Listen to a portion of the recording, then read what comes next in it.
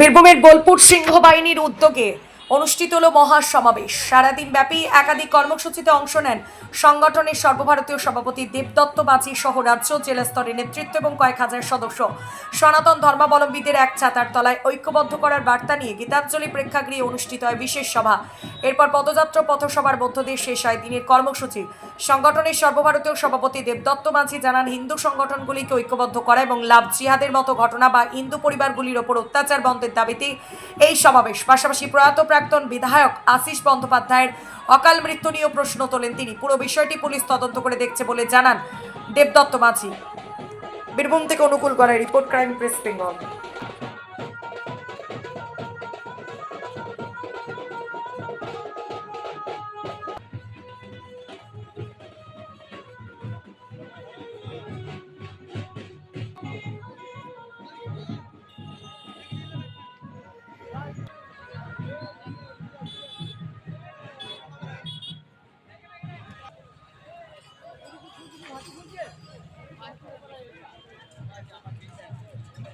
বোলপুরে দেখা গেল বিশাল জনসমাবেশ প্লাস র্যালিও রয়েছে, কি বার্তা দেবেন?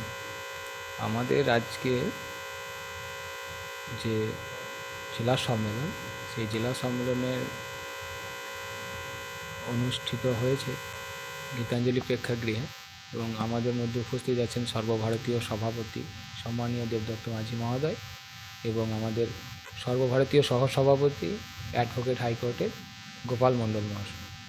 ওনাদের তত্ত্বাবধানে এবং আমাদের বীরভূম জেলার যিনি অবজারভার আছেন সুমন্ত ঘোষ, ওনার তত্ত্বাবধানে আমাদের আজকের এই সম্মেলন অনুষ্ঠিত হয়েছে।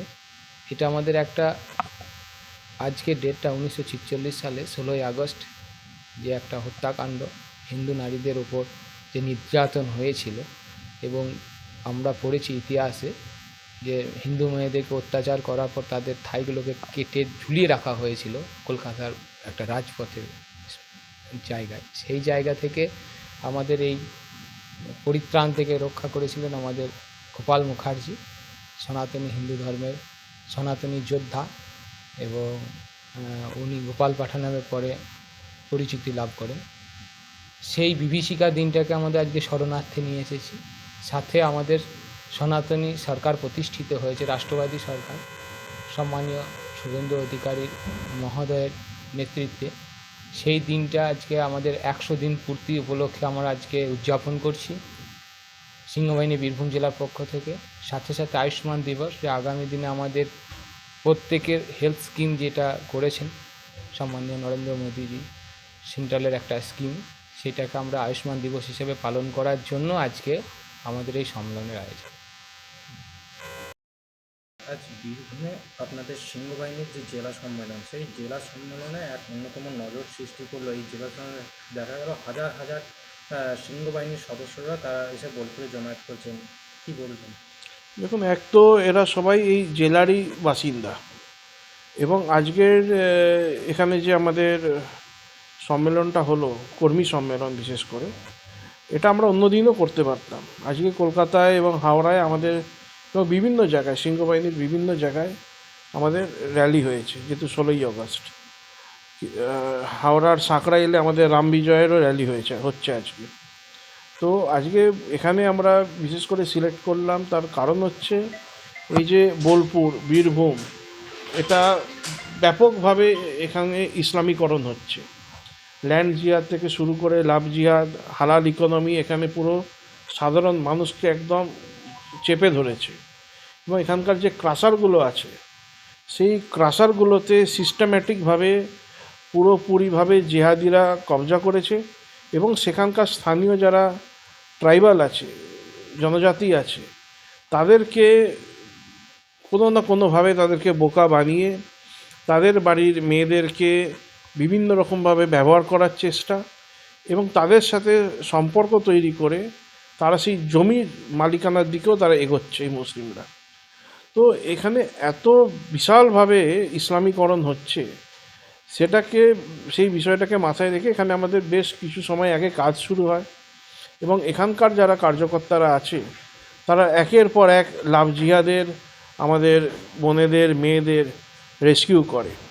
তো এখানকার কার্যকর্তাদের এই বিশাল কর্মকাণ্ড এবং কর্মদক্ষতা দেখে আমরা এই দিনটাকেই বিশেষ করে সিলেক্ট করলাম 16ই আগস্ট। কেন এটা আমাদের প্রতিরোধ, হিন্দু প্রতিরোধ বাংলায় আজকের দিনে গোপালচন্দ্র মুখোপাধ্যায় কলকাতার বুকে দেখিয়েছিলেন, এবং সেই মেসেজটা এবং সেই কাজ যাতে বাংলার গ্রামে গ্রামে, কেন প্রত্যেক গ্রামে আজকে প্রায় প্রত্যেক গ্রামে, প্রত্যেক ব্লকে আজকে কোনো না কোনো রকমভাবে এই হালাল ইকোনমি, এই ল্যান্ড জিহাদ, এই লাভ জিহাদ ব্যাপকভাবে ছড়িয়ে পড়ছে। সেগুলোকে যাতে আটকানো যায় এবং আমরা যেন উল্টো সিস্টেমটা শুরু করতে পারি, যে ঘর বাপসি, এটা সিংহবাহিনী বহুদিন ধরে করে আসছে, এবং প্রত্যেক গ্রামে, প্রত্যেক ব্লকে যেতে এটা করা যায়, সেই প্রেরণা যেন সাধারণ মানুষদের মধ্যে জাগে। যেমনভাবে একটা সাধারণ জেহাদি, তারাও ইসলামের উম্মা, ইসলামিক ব্রাদারহুড এটার দিকে ফোকাসড, সেরকমভাবেই সাধারণ হিন্দু যারা, তারাও যেন নিজেদের যে দৈনন্দিন যে তাদের যে কাজকর্ম, সে যে ফিল্ডেই থাক, তার সাথে সাথে তারা যেন নিজেদের বাপ ঠাকুরদার যে ধর্ম, আমাদের যে হিন্দু সনাতনী ধর্ম আমাদের, সেটাকে যেন আরও শক্তিশালী করে। সেই ধর্মের বিষয়ে ভাবনা চিন্তা করে আমাদের যাদের ওপর অত্যাচার হচ্ছে, হিন্দু ভাই বোন যে পরিবারের ওপর, তার ধার্মিক অত্যাচার, তার পাশে যেন দাঁড়ায়। মন্দিরে গিয়ে শুধুমাত্র নিজের সংসারের ভালো, নিজের ছেলে মেয়ের ভালো, নিজের বাবা মায়ের ভালো, এটার প্রার্থনার জায়গায় কিংবা তার সাথে যেন আমাদের হিন্দু সমাজের ভালো হয়, আমাদের দেশের যারা সুরক্ষা দিচ্ছে, দেশের আর্মি, আমাদের এখানকার সমাজ ব্যবস্থা যারা ঠিক রাখছে, তারা যেন নিজেদের জায়গায় ঠিক থাকে, তারা সুস্থ থাকে, তাদেরও যেন কল্যাণ মঙ্গল হয়। সাধারণ হিন্দুরা যখন এরকম প্রার্থনা ভগবানের কাছে করতে থাকবে, হিন্দু সমাজকে শক্তিশালী করার, তার সেই আশীর্বাদ পাওয়ার জন্য প্রার্থনা করতে থাকবে, তখন আমাদের এই সমাজের আরও উন্নতি হবে, প্রকৃত উন্নতি হবে। শুধু পয়সা কামালেই উন্নতি হয় না, তার সাথে সাথে মাটির দখল থাকা চাই, শক্তি থাকা চাই। আর যে এই আমাদের সমাজের মধ্যেই অনেক রকম হিন্দুরা আজকে বিভিন্ন দলে তারা নেতা হয়েছে, যে কোনো দলেই, তারা যেন হিন্দু সেন্টিমেন্টের কথা, হিন্দুর অস্তিত্বর কথাটা মাথায় রেখে তারা তাদের কাজটা করে, তাহলে হিন্দুদের ভালো হবে। তার সাথে হিন্দু সাধারণ মানুষদের, মেন হচ্ছে সাধারণ মানুষরা যদি একট্টা হয়, তাদের কাছে যদি ব্যাপারটা ফোকাস ক্লিয়ার থাকে, তাহলে আমরা আরও শক্তিশালী হব। আমাদের অনেক নেতারা বলে যে ঐক্যবদ্ধ হওয়ার কথা। আমাদের সমাজ সবসময় ঐক্যবদ্ধ। আমরা এক হয়ে হরে কৃষ্ণ নাম করি, ভজন কীর্তন করি, কোথাও খিচুড়ি ভোগ হলে সেখানে লাইন দিয়ে দাঁড়িয়ে ভিড় করে খিচুড়ি ঠাকুরের ভোগ পাওয়ার চেষ্টা করি। সব জায়গায় আমাদের একতা দেখা যায়, কিন্তু আমরা যুদ্ধের ময়দানে আমাদের এই একতার অভাব। কোথাও ইসলামিক আক্রমণ হলো, সেখান থেকে এক হয়ে আমরা গ্রাম ছেড়ে পালাচ্ছি। মালদাতেই, মুর্শিদাবাদেই দেখা গেল আজ থেকে 1 বছর আগে, হিন্দুরা গ্রাম ছেড়ে এক হয়ে পালাচ্ছে। তো হিন্দুদের মধ্যে একতা আছে, তো এক হয়ে পালাচ্ছে। এক হয়ে লড়াইয়ের ময়দানে নামতে হবে। সেই জায়গাটা যখন আমাদের ঠিক হবে, তখন আমাদের সমাজ প্রকৃত উন্নতির দিকে যাবে, এবং সেই বার্তা দেবার জন্য আমরা আজকে এখানে এক হয়েছি। বীরভূম তথা নানুরের মতো জায়গায় সেখানে কয়েকদিন আগে দেখা গেছে লাভ জিহাদের ঘটনা ঘটেছে, সেই থেকে কি বার্তা আমরা করি? লাভ জিহাদ এখানে বহু হচ্ছে, অনেক হচ্ছে, কিন্তু সেই জায়গায় দাঁড়িয়েও আমরা একটু গর্বের সাথে বলতে পারছি, এখানে বেশ কিছু লাভ জিহাদের, আমাদের মেয়েদের, বোনেদের, আমাদের এখানকার সিংহবাহিনী যারা কার্যকর্তা আছে, শ্যামলদা আছেন, বাকি সকলে মিলে এখানে ব্যাপকভাবে লাভ জিহাদের মেয়েদের উদ্ধার করার কাজ করছে, তাদেরকে রেস্কিউ করছে, এবং জেহাদিদেরও উচিত শিক্ষা দিচ্ছে। কিন্তু দুঃখের বিষয়, বেশ কিছু রাজনৈতিক নেতারা আছে যারা কখনো প্রকৃত যুদ্ধ ময়দানে নেমে করেনি, তারা নিজেরা ভয় পাচ্ছে এবং বহু ছেলেকে ভয় দেখাচ্ছে। আমি তাদেরকে উদ্দেশ্য করে বলবো, সমস্ত দলের রাজনৈতিক নেতারা, যে আপনারা নিজেদের মধ্যে, সনাতনীদের মধ্যে ওপর ভরসা রাখুন, বিশ্বাস রাখুন। এটা আমাদের দেশ। কিছু সময়ের জন্য আমরা হয়তো দুর্বল হয়ে পড়েছিলাম, কিন্তু মা কালীর আশীর্বাদে, ভগবান শ্রীকৃষ্ণের আশীর্বাদে পশ্চিমবঙ্গে সনাতনী সরকার এসছে, রাষ্ট্রবাদী সরকার এসছে, এবং এই আশীর্বাদ আমাদের ভগবান দিয়েছে। এই সময়টাকে কাজে লাগিয়ে আমরা যেন আমাদের শক্তি বৃদ্ধি করি। একটু অন্য প্রসঙ্গ আসছি। আজকে রামপুরহাটের যিনি প্রাক্তন বিধায়ক আশিস বন্দ্যোপাধ্যায়, তার ঝুলন্ত দেহ উদ্ধার হয়েছে। তার কাছ থেকে একটি নোট পাওয়া গেছে যে তিনি কোনো রাজনৈতিকভাবে কোনো দুর্নীতির সঙ্গে যুক্ত নয়। দেখুন, সেই খবরটা আপনার থেকে আমি শুনলাম। আমি এখনও সোশ্যাল মিডিয়া অতটা আজকে মানে এক্সপ্লোর করিনি। যদি এরকম কিছু হয়ে থাকে সেটা দুঃখজনক, এবং যদি এটা উনি সুইসাইড করে থাকেন, যে কোনো কারণেই হোক, সুইসাইড করা মহাপাপ, এটা আমাদের করা উচিত না। উনি যদি যে কোনো কারণেই করে থাকে, এটা উনি ভুল করেছে। ওনার জীবিত থেকে সঠিকভাবে ওনার জীবনে এগিয়ে যাওয়া উচিত ছিল। সুইসাইড করাকে আমি কখনো সমর্থন করি না, এবং ওনার যদি হত্যাও হয়ে থাকে সেটাও নিন্দনীয়। তার সঠিক তদন্ত হওয়া উচিত, এবং আমি নিশ্চিত যে রাজ্য সরকার তার তদন্ত করবে। যেমনটা শোনা যাচ্ছে যে তাকে নাকি বিভিন্নভাবে চাপ সৃষ্টি করা হয়েছিল। যে চাপই সৃষ্টি করা হোক, একজন সনাতনী সমস্ত চাপ তার সহ্য করার ক্ষমতা থাকা চাই। কোনো চাপেই সে সুইসাইড করাটা, আত্মহত্যা করা, এটাকে মেনে নেওয়া যায় না।